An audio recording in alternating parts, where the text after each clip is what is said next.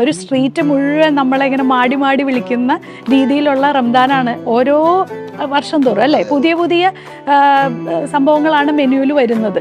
അപ്പോൾ അതെങ്ങനെ കഴിക്കാമെന്ന് ഓടി നടക്കുന്ന ആൾക്കാരാണ്. അപ്പോൾ ശരിക്കും പറഞ്ഞാൽ റംദാൻ എന്ന് പറയുന്ന ഒരു റിലീജിയസ് ഫാസ്റ്റിംഗ് ആണ്.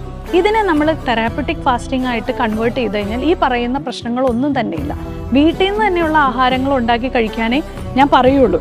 നമ്മൾ റംദാൻ തുടങ്ങുമ്പോൾ ഈന്തപ്പഴവും അതുപോലെ തന്നെ ക്യുക്കുംബറും വെച്ചിട്ട് തുടങ്ങുക എന്ന് പറയുന്നത് അതാണ് ഏറ്റവും നല്ല രീതിയിൽ break the fast with good food എന്ന ന്യൂട്രീറ്റീവ് ആയിട്ടുള്ള ഫുഡ് വെച്ച് നമ്മൾ എന്തായാലും ഇത്രയും ദൈർഘ്യം നിങ്ങളൊന്നും കഴിക്കാതിരിക്കുകയാണ്.